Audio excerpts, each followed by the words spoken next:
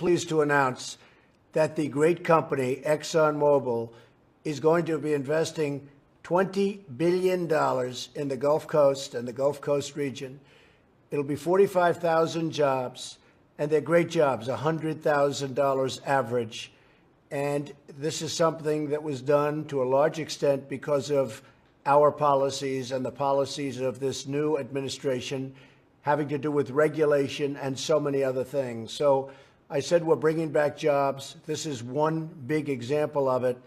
But whether it's the pipelines or so many other things, including the fact that car companies are moving back to Michigan, Ohio, soon to be Pennsylvania, and lots of other places, we're really doing well. So I just want to congratulate everybody, and I want to thank very much ExxonMobil. Special company, special people. Thank you.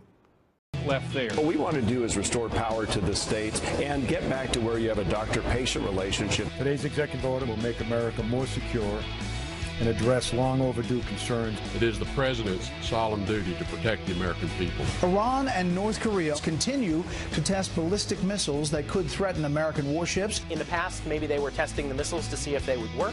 Now they're testing the missile units to see how they would perform in an actual war. Casey Anthony breaking her silence for the first time since her daughter's murder. I don't give a about what anybody thinks about me. I'm okay with myself. I sleep pretty good at night. The great company ExxonMobil is going to be investing $20 billion. I said we're bringing back jobs. This is one big example of it. I've spoken to people who will go 30 years in the U.S. intelligence community, and they will never see an NSA transcript. And the fact that that was leaked to reporters, I mean, that's sort of a threshold we haven't crossed before.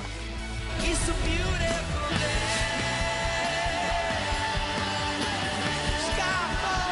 We fight it out. I mean, this is not the formal deal. It's just in the Senate coming out of committee, and they got to start marking it up and getting it scored. But at least they have something to work with. Yeah. Rand Paul has something to read now. Progress. Well, by the way, could he be a good booking for today? He would be. Should we call him and see if he'll come on the show? Great idea. I believe he is on the show. He is going to be on the show. Talking to him. So we'll ask him when he read through it if he liked what he saw and what he wants to change. Sure. And Nick Mulvaney, the guy who runs OMB, he's going to be with us in the next hour. In the meantime, we start right here. Yeah, and Nick Mulvaney, by the way, a regional member of the Freedom Caucus. And from South Carolina. Right. Steve, you have anything on Mick Mulvaney?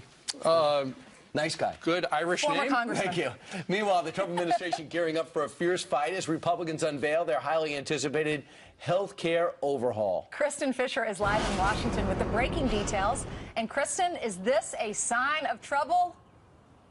You know, it's still too soon to say, because let's just take a minute and marvel really at this moment, because after years, excuse me, after years of Republicans promising to repeal and replace Obamacare, they have finally put forward their alternative to the Affordable Care Act. And, you know, after months of weeks really, after working in secret on this, they finally put it out in public, and they did it late last night or yesterday evening. And let's take a look really at what exactly is in this bill. What it would do is the individual and the employer mandates would be repealed immediately. A lot of Republicans like that. The subsidies would be repealed and replaced by monthly tax credits, so that's ostensibly how they'd pay for it. It would preserve protections for those with pre-existing conditions. Young people can stay on their parents' plan up to age 26, and there are calls for a transition away from the current Medicaid expansion. Well, Congressman Kevin Brady, who is the chairman of the House Ways and Means Committee, says that this is the bill that Republicans have been waiting for. It is Obamacare gone. We repeal all those taxes, those mandates, those subsidies. There's nothing left there. And instead, we give them the same tax break that we give workers at big businesses. But not everybody is sold on this, including some Republicans, and especially those members of the conservative House Freedom Caucus. They're already expressing reservations about Medicaid expansion and new entitlements. So the White House is going to have to move very quick to get those Republicans on board with their plan. And the plan is to start marking up this bill as early as Wednesday. So the big question now is, how involved is President Trump going to be in terms of getting members of his own party on board? Back to you. Good question. How many people is he going to be calling? Kristen, thank you very much. It's interesting. One of the provisions of this new plan is apparently House Republicans were told by the White House, the president, remember when he said everybody's going to get some coverage? They include in this plan apparently a tax credit up to $14,000 for families to make sure that they wind up with health care. So that is keeping one of the president's promises, the White House feels. They're also eliminating funding for Planned Parenthood. And they said, we will give you funding, federal funding, if you don't do abortions. And they said no. Right. A lot of people among the Freedom Caucus and a lot of conservatives say, hey, wait a second, we can't give tax credits when it's not deserving. It's just another form of entitlement, which we're trying to get away from. It also says goodbye to the exchanges. And in 2020, we'll start looking at decreasing Medicaid grants, and maybe they'll convert into block grants to the states. Brit Hume weighed in and said, listen, I know what you want, but then there's reality. This is what happens with entitlements. Once people become dependent on them, it becomes extremely difficult politically to take them away. So what they're doing here is they're providing a different kind of subsidy in the form of a tax credit. Make no mistake about it, though, that's what it is. But there's a problem. A lot of the conservatives who wanted Obamacare repealed didn't like the subsidies, and they're not going to like this kind of subsidy. It's going to be a challenge for the Republicans to gather the votes necessary to pass the bill, because the Democrats seem very unlikely to help. Yeah, not a single Democrat will vote for this, I don't think, in the House. So Republicans got to get the Freedom Caucus convinced that this is the best way forward. Or get this, take their input. Maybe take some input, maybe cut a deal, and maybe do something where they can say, listen, I don't love it, you don't love it, but that's the way things used to be done. We compromised, and people, you know, bit down on the whiskey-filled rag and dealt with it. Now I miss those days. Do you remember the rifleman? Every time the guy had a wound, he would just get some whiskey and just bite down. Well, that was to dig the bullet out of your arm. Oh, yeah. Oh. Right? Am I forget the Rifleman? The only show I was allowed to watch before I did my homework. Doesn't that bring watch back... one episode of the Rifleman. Not violent. That's what's so funny. That does bring back memories of, like, as a kid, at Little House on the Prairie. I remember they had a scene like that. Someone had to bite down on the bone while they... Yeah, but there was no whiskey on Little House. There was no whiskey. Yeah, I don't think it was there sad when she went blind. Yeah, indeed. We digress. Okay, Do you think? Mick Mulvaney is going to be on the show, and so is Rand Paul. We're going to be asking them some of these questions about what they like about it and what this means for you and your family. And I just wonder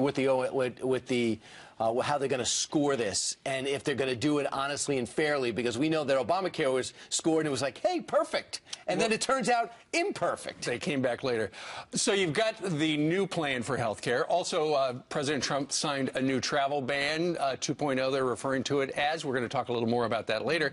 And the White House doubled down on claims that they were wiretapped. And keep in mind, you know, something happened. We know something happened. I mean, the New York Times did a quote about how they were looking at wiretapped communications. And the night after the Trump address, there were reports that Sessions met with Russian ambassador, according to the FBI transcript. So these things exist. The big question is who ordered them and the nature of them. That's what we're going to get to eventually. Catherine Herridge was on with Tucker last night and had an interesting observation. I mean, she's looked at the intel community for a very long time. They have never seen anything like what may have happened. Listen. I think it's important for people at home to know that some of the intelligence we're talking about, such as these transcripts between the former National Security Advisor, Mike Flynn, and the Russian ambassador, I've spoken to people who will go 30 years in the U.S. intelligence community, and they will never see an NSA transcript. That's because it's so closely held. So this was information at the senior-most levels of the intelligence community that was leaked for, I would say, partisan purposes. And the fact that that was leaked to reporters, I mean, that's sort of a threshold we haven't crossed before.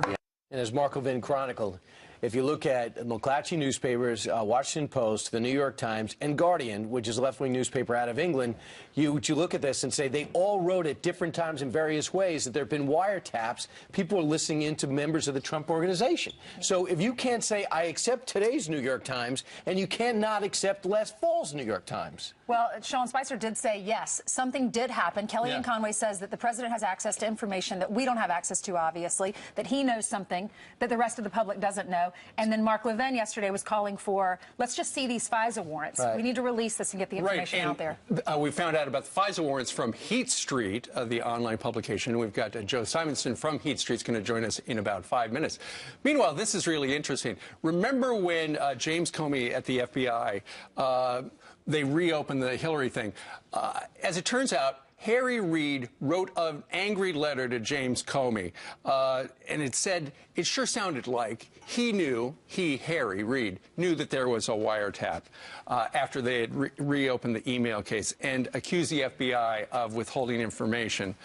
He said in his letter, it has become clear that you, Mr. Comey, possess explosive information about the close ties and coordination between Donald Trump and his top advisors and the Russian government. I wrote to you months ago calling for this information to be released to the public, and yet you continue to resist calls to inform the public of this critical information.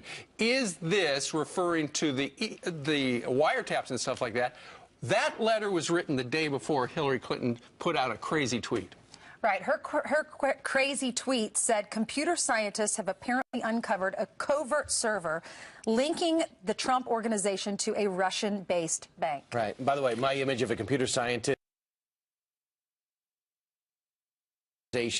Phone lines. So he's sitting there watching all these things come out, and he's probably sitting there maybe on a Saturday morning and saying, I'm going to put 2 and 2 together because nobody else is. So I'm going to put it out there that someone was hacking in, and it had to come from the presidential order or from his administration, but I ran out of characters. And now everyone's paying attention to it. At the time, we were like, yeah, this is just him making accusations, and now, is he right? And by the way, the Russians came out yesterday, and they made some statements like, look, this is not helping anybody's relations. For those who think that they're feasting on this, they are now totally on their heels on this. Because if they wanted influence in this administration, they lost it. If they wanted their prestige to rise now that President Obama's gone, it is gone. The influence, obviously, is being exerted by whoever has leaked this stuff out. And the president says he's going to get to it, so stand by. We're going to talk to Robbie Mook, a former campaign manager for Hillary Clinton. He's going to be live with us just about an hour and 10 minutes from right now. Lots of questions for him. All right, in the meantime. Let's hand it over to Heather, who has some headlines for us. Good morning. Good morning to you and to everyone at home. We have some stories that we are following, and we begin with this one. It's a Fox News alert. Iran flexing its muscles at sea, test-firing ballistic missiles, and destroying a floating barge more than 150 miles away. Iranian forces also buzzing U.S. sailors, sending fast attack vessels within 600 yards of a Navy ship. And then on top of that, North Korea also provoking the U.S. The country now saying that their recent missile launches were tests to see if they could strike American bases in Japan, giving Washington, of course, a lot of reason to worry. They have an ICBM that could reach the United States. We've seen them parade them around. We've seen them in the factory. What they haven't done is test it. Well, the UN Security Council holding an emergency meeting tomorrow to talk about the launches. And a win in the war on terror, the Trump administration just killed a former Guantanamo Bay detainee released by Barack Obama. Yasir al-Silmi, once considered the worst of the worst, killed in a U.S. airstrike in Yemen. He had been released back in 2009, even though the Department of Defense recommended that he stay behind bars. 122 prisoners released from Gitmo have returned to the battlefield. And to extreme weather now, a tornado outbreak wreaking havoc on the Midwest. One twister tearing through Missouri overnight, leaving a path of destruction. Look at this. This is in the city of Trimble. Several houses knocked right off of their foundation. And then that same storm system sparking a tornado in Zimmerman. That's just north of Minneapolis. It is the earliest tornado on record in the state. And those are a look at your headlines. We'll continue to follow all those stories. Almost spring weather. Yes. All right. Heather, thank you. You're welcome. Well, the Obama administration acting high and mighty when it comes to abuse of power and wiretapping. How quickly they forget it was his Department of Justice that snatched the phone records of over 20 AP reporters. We're going to talk. Former advisor to President Obama, Ben Rhodes, that man right there, stood up on his soapbox and blasted President Trump for his wiretap assertion, tweeting, "No president can order a wiretap. Those restrictions were put in place to protect citizens from people like you, Mr. Trump." But our next guest says Obama officials should be the last ones to lecture the world about misconduct. Heat Street reporter Joe Simonson joins us right now. Heat Street is owned, by the way, by our parent corporation, News Corp. Good morning to you, Joe. Hey, how you doing? Good. You say people should just ignore Ben Rhodes. Yeah, I mean, I wouldn't pay attention. I mean, this is posturing. He's bored. He likes to lecture people. And, you know, like you said, I would just ignore him completely. And when you look at what the Obama administration did in the past, where they targeted people, you know, start with the IRS scandal. Absolutely. Hello. Yeah, I mean, absolutely. I mean, there was clearly a culture within this White House. I mean, was President Obama going around ordering people bully him, bully her? No, probably not. But there's clearly a culture within the White House where people felt comfortable, doing that kind of behavior. Well, and if you look at reporters and whatnot, since 1945, the federal government has prosecuted workers, employees, and whatnot for sharing classified information 11 times since 1945. But of the 11 times, 7 took place during the Obama administration. Right, absolutely. I mean, it's no mistake within the industry that President Obama did not like the press. It's interesting how, President Trump gets a lot of heat for, his language, but look at President Obama's actions. Sure. I mean, literally prosecuting people under these, frankly, obscure laws that weren't really used before. And while the press may have been on Obama's side, you look at what he did to the press, our own James Rosen, and when he went after, 20 AP reporters. All right, absolutely. And again, that's the ironic thing. I mean, they're on his side, and I think it really put them in a difficult place because they worship the guy. But at the same time, they're being attacked on the other end. So, Sure. I mean, I don't know what they really got out of it. We should also point out that Heat Street, your organization, was the first.